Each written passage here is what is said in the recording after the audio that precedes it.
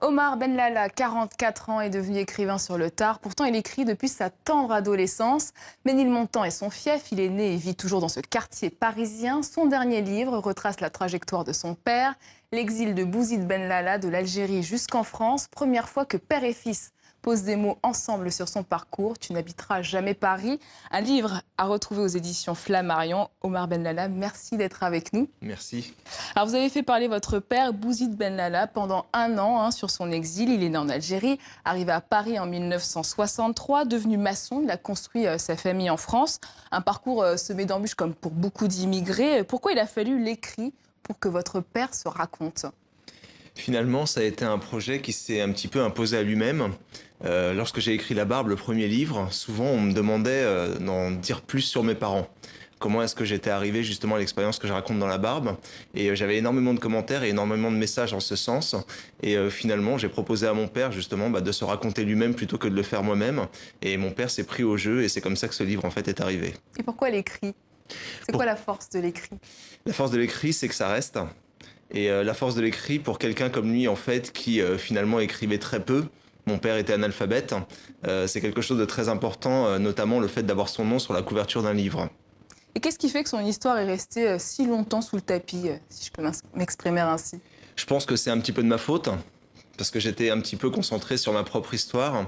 Et en étant en train de la vivre et en commençant à la raconter à travers la littérature, à un moment, j'ai commencé à arrêter de me regarder et regarder ce qui se passait autour de moi. Et j'ai commencé par mes parents. Et c'est comme ça, en fait, que j'ai commencé à m'intéresser justement à eux et à lui pour commencer. Alors malheureusement, votre père Bouzid Benlala est décédé depuis. Quelles sont les questions qui resteront sans réponse à son sujet ? Il y a une question, par exemple, j'y pensais d'ailleurs juste en arrivant, c'est intéressant que vous posiez la question. Mon père m'a dit que quand son père lui a, à un moment, ils se sont un petit peu bagarrés quand il était adolescent et son père lui a dit un mot, juste un seul. Et mon père, en fait, a rendu les clés de l'épicerie et il est parti, il a fait sa première fugue et je ne saurais jamais quel était ce mot. Donc voilà, personne ne le saura jamais, il y a juste ce mot-là, il n'a pas voulu me le dire. Il m'a dit non, non, je ne préfère pas, alors qu'il disait énormément de choses. Mais ce mot-là, il n'a pas voulu le dire, donc ça fait partie en fait des questions sans réponse. Et de quoi vous êtes le plus fier de ce que votre père a accompli ? C'est une bonne question, finalement en fait, de sa continuité, de sa persévérance et de sa constance. C'est ce qu'il y a, selon moi, de plus difficile à obtenir, à acquérir. Et lui, finalement, a été constant. Il s'est fixé un objectif et il a préservé dans cette voie-là. Et finalement, le résultat a été à la hauteur de ses espérances, puisqu'il voulait fonder une famille, que cette famille soit ensemble, soudée et qu'elle progresse vers l'avenir. Et je pense qu'il a réussi son pari. Où est-ce qu'il a persévéré, comme vous dites ? Vous avez D'abord des anecdotes dans l'apprentissage de la langue. Pour mon père, en fait, c'est extrêmement important et d'ailleurs, c'est l'un des fils rouges justement du livre et de son parcours. Mon père me l'a dit très rapidement, il m'a dit ce qui a été difficile pour nous quand on est arrivé en France, c'est-à-dire pour les gens qui sont arrivés de sa génération, la vraie frontière entre les gens qui étaient en France et nous, elle était sur les lèvres. Et il me parlait par exemple de cette phrase qu'il avait vraiment peur d'entendre et qu'ils avaient peur d'entendre, c'est « si tu n'es pas content, retourne chez toi ». Et mon père ne savait pas quoi répondre à cette phrase. Et c'est pour ça, en fait, que souvent, il y avait cette incompréhension et presque cette mésentente entre les populations parce qu'il y avait cette barrière de la langue. Et mon père, justement, a essayé de dépasser cette barrière et cette frontière. Et il y est parvenu, finalement, même en écrivant un livre à la fin de sa vie. Alors écrire l'histoire de ses parents, c'est aussi écrire la sienne. Qu'est-ce que vous avez appris sur vous-même en retraçant leur parcours ?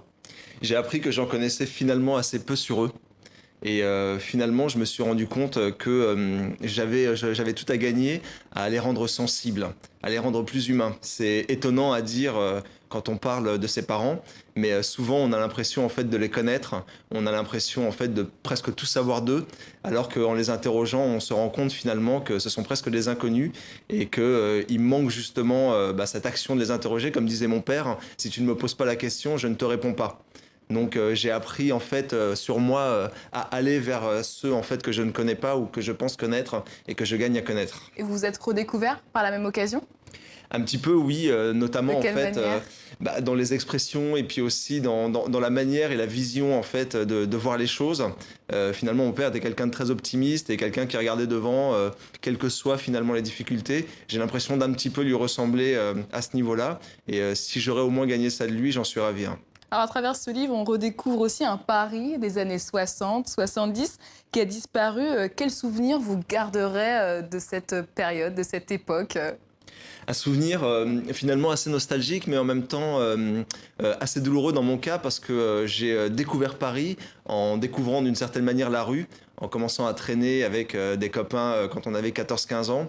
On parle beaucoup de ces jeunes aujourd'hui qui sont entre guillemets des voyous, on ne sait pas quoi faire d'eux, on parle de territoire perdu de la République, mais finalement on oublie souvent que ce sont des jeunes en fait qui découvrent aussi la ville, qui découvrent leur environnement, qui sortent de leur chambre d'adolescent, voire de l'école. Et moi j'ai découvert le quartier à ce moment-là, j'ai découvert aussi Paris et une ville à ce moment-là, et finalement j'aurais aimé découvrir cette ville de manière peut-être un peu plus apaisée. C'est ce qui s'est passé après, c'est ce qui s'est passé en entendant mon père me raconter sa ville à lui, et finalement voilà, c'est un souvenir assez mitigé, hein. Et les bistrots n'avaient pas la même utilité aussi. Racontez-nous, à l'époque, votre père, son lien avec les bistrots. Oui, c'est ça, j'ai appris ça aussi en l'interrogeant. À son époque, en fait, les bistrots servaient de banque.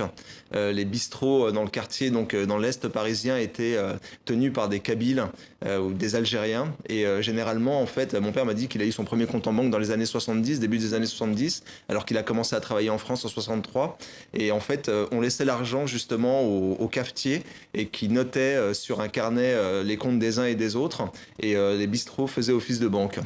Alors, la mort de votre père, malheureusement, vous a aussi ramené à l'Algérie. Vous y êtes retourné après 26 ans d'absence. Un moment que vous redoutiez. Pourquoi? Oui, parce que justement, j'aurais voulu y retourner, mais dans d'autres conditions. Et je pressentais, je l'ai même écrit dans le livre, je pressentais en fait que j'allais y retourner dans cette condition-là. Et finalement, c'est ce qui s'est passé. Donc, j'y suis resté 3 jours, assez peu pour recréer le lien, mais finalement assez longtemps pour me rendre compte, surtout en accompagnant mon père vers sa dernière demeure, me rendre compte finalement de tout ce que me disait mon père quand mon père me disait que quand il était plus jeune et qu'il avait envie justement à un moment de sa vie de voir autre chose, de voir plus loin que les montagnes de Kabylie qui entourent le village où il est né, où il est enterré.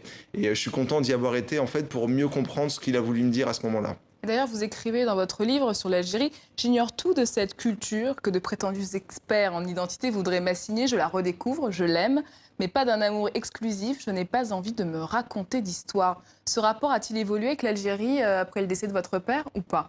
Vous êtes toujours dans ces tourments-là, Pas partagés encore, entre deux cultures? c'est en train. Et en fait, pas vraiment partagé. La culture française est vraiment prégnante. Je suis né à Paris, j'ai fait ma vie à Paris et en France. Mais la culture algérienne, finalement, je la découvre. Je l'ai découvert à travers mon père. Maintenant, je la découvre à travers ma mère, en discutant avec elle et en l'observant de manière un peu plus attentive, finalement. Aimer, c'est être attentif. Et donc, je découvre la culture à hauteur d'homme, si je peux me permettre. Et pour l'instant, c'est déjà énorme pour moi. Alors, vos livres vous ont permis de raconter d'autres chapitres de votre vie. Votre premier, la barbe. Vous revenez sur votre quête d'identité et celle-ci est passée par la religion. Vous avez rejoint un mouvement tablik, si je prononce bien, une branche de l'islam. Pourquoi à ce moment-là, vous avez besoin de vous recueillir dans la religion? Pour plusieurs raisons, mais la première, en fait, déjà pour apaiser ma situation. J'étais à cette époque-là un jeune qui traîne un peu en bas des tours. Je fumais une trentaine de joints par jour. Enfin, les drogues étaient vraiment une grande partie de mon quotidien. L'oisiveté aussi. Enfin, c'était une période extrêmement déstabilisatrice. Et à un moment, quand on m'a invité à la mosquée autour d'un thé et des cacahuètes, c'est ce que je raconte dans le premier chapitre, j'y ai tout simplement en fait trouvé une forme de paix. Et à ce moment-là, c'était largement suffisant pour me convaincre. Et ensuite, au fur et à mesure, je me suis rendu compte que pour retrouver cette paix au quotidien et peut-être en avoir un peu plus et aussi la partager avec les gens qui étaient autour de moi, bah, il fallait que j'y retourne et que je trouve en fait la clé pour trouver cet apaisement-là. C'était la seule issue pour sortir de la délinquance? À ce moment-là, oui. En tout cas, à ce moment-là, c'était vraiment la seule issue. Je me suis rendu compte des années après qu'il y avait une issue beaucoup plus proche que la porte de la mosquée. C'était finalement la porte de la chambre de mes parents. D'ailleurs, la barbe, si la barbe avait eu un autre titre, ça aurait été le maître d'or dans la chambre d'à côté. Mais comme à ce moment-là, je fuis justement le regard de mes parents et je fuis bah, aussi leur discours. Donc, c'est cette porte-là qui se présente et c'est celle que je pousse à ce moment-là. Et quel a été le point de non-retour? Quand Le est-ce que vous avez décidé de quitter ce monde-là?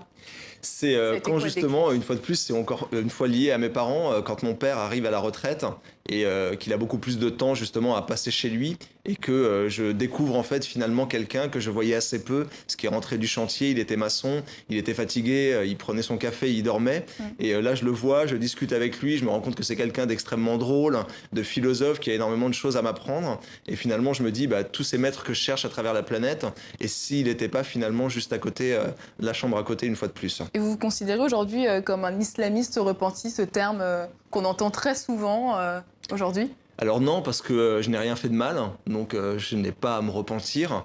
Malheureusement, en fait, c'est un terme un peu valise, c'est un mot casquette.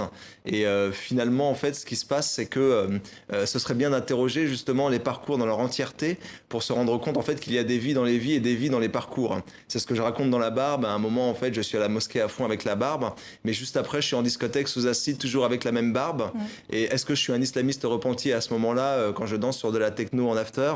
J'en suis pas certain. Donc c'est intéressant justement d'interroger les gens et de les interroger avec bienveillance et de prendre le temps de les écouter avant de se faire un avis et de les mettre dans des mots valises. Justement, c'est un autre monde que vous avez exploré, celui des fêtes parisiennes, des substances illicites qui vont parfois avec.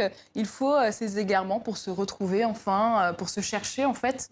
C'est ça en fait, c'est finalement le droit à la trajectoire. À un moment on passe par là. Qui aurait dit peut-être il y a 15-20 ans que vous seriez présentatrice du journal télévisé? Personne ne le sait. Voilà, maintenant vous y êtes et qui sait ce que vous serez dans 10 ou 15 ans. Mmh. Et l'idée en fait c'est aujourd'hui on est à mon avis dans une époque où on a énormément de trajectoires qui sont possibles et à un moment surtout quand on est jeune il faut juste en fait en restant en sécurité bien sûr bah, laisser le droit et le choix à cette jeunesse-là et moi j'étais très jeune à cette Mmh. époque-là bah, de faire ses choix, de faire son propre parcours et d'en tirer ses propres leçons. Et Omar Ben Lala se cherche-t-il toujours aujourd'hui? C'est la petite dernière question. Je pense que oui, et c'est pas terminé, et je m'en réjouis parce que ce serait triste en fait de trouver la réponse à toutes ces questions alors que je viens d'avoir 40 ans. Merci beaucoup Omar Ben Lala d'être revenu sur votre parcours. Merci beaucoup. Merci à vous.